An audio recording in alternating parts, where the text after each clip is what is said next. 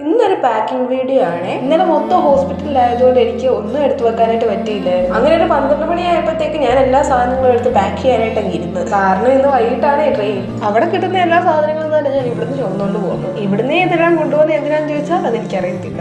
തിരിച്ച് നാട്ടിലേക്ക് ലീവിന് വരുന്നിടം വരെ കഴിക്കാനുള്ള എല്ലാ സാധനങ്ങളുമായിട്ടാണ് ഞാൻ അങ്ങോട്ട് പോകുന്നത്. ഇങ്ങോട്ട് എത്ര കഷ്ടപ്പെട്ട് വരാനും നമുക്ക് പറ്റും, ബട്ട് അങ്ങോട്ട് എത്ര സുഖത്തിൽ പോയാലും നമുക്കൊരു സന്തോഷം കിട്ടത്തില്ല. ഞാൻ ഒരു മാസം മുന്നെയാണ് ലീവിന് വന്നിട്ട് പോയതെങ്കിലും ഇപ്പൊ പോകാൻ എനിക്കൊരു ഇൻട്രസ്റ്റ് ഇല്ല. പക്ഷെ പോകാൻ പറ്റത്തില്ലെന്ന് വീട്ടിൽ പറയാൻ പറ്റത്തില്ല. കാരണം ഇത് എന്റെ മാത്രം തീരുമാനമായിരുന്നു. ഓണത്തിന് ഇനി ലീവിന് വരാൻ പറ്റുമെന്നും എനിക്കറിയത്തില്ല. അതുകൊണ്ട് ഈ വട്ടം വന്നപ്പോൾ 15 ദിവസത്തിൽ ആവശ്യമായിട്ടുള്ള ലീവ് എടുത്താണ് ഞാൻ വന്നത്. അതുകൊണ്ട് തന്നെ നല്ല അറ്റൻഡൻസ് ഷോർട്ടേജും ഉണ്ട്. എല്ലാവർക്കും നാട്ടിൽ നിന്ന് പഠിക്കാൻ ആഗ്രഹം ഉള്ളതുപോലെ തന്നെ എനിക്കും അതുണ്ടായിരുന്നു. ബട്ട് എന്റെ സാഹചര്യം എന്നെ കൊണ്ട് അത് സമ്മതിച്ചില്ല. പാക്ക് ചെയ്തോണ്ടിരിക്കാൻ നേരം അമ്മ രാവിലത്തെ ഫുഡ് കഴിക്കാൻ വിളിച്ചു. രാവിലത്തെ ഫുഡ് ഉച്ചയ്ക്കാണ് കഴിക്കുന്നത്. അതൊന്നും മൈൻഡ് ചെയ്യണ്ട. ലീവിന്റെ കാര്യത്തിൽ ഒരു ഉറപ്പും ഇല്ലാത്തതുകൊണ്ട് ഞാൻ ഓണത്തിന് വേണ്ടിയിട്ടുള്ള ഡ്രസ്സ് ഞാൻ ഇപ്പോഴേ കൊണ്ടുപോവാണ്. എന്നെ പോലുള്ള കുറെ പേരോട് ഇഷ്ടപ്പെട്ട് ബാംഗ്ലൂർ പോയി കഷ്ടപ്പെട്ട് അവിടെ നിൽക്കുന്ന കുറെ ആൾക്കാർ. എന്ത് ചെയ്യാനാ, 3 വർഷം പിടിച്ച് നിന്നേ പറ്റത്തുള്ളൂ. കാര്യം ഇതൊരു കരിയറായി പോയില്ലേ. നമ്മുടെ ജീവിതത്തെ സുഖങ്ങൾ മാത്രം അനുഭവിച്ചാൽ പോരാലോ. കഷ്ടപ്പാടും ഒറ്റയ്ക്ക് നിന്ന് കിട്ടുന്ന എക്സ്പീരിയൻസും എല്ലാം നമ്മൾ പഠിക്കണം. കുറെ നല്ല ഫ്രണ്ട്സ് കാണും, കുറെ ഫേക്ക് ഫ്രണ്ട്സ് കാണും, കുറെ സ്നേക്ക് ഫ്രണ്ട്സ് കാണും.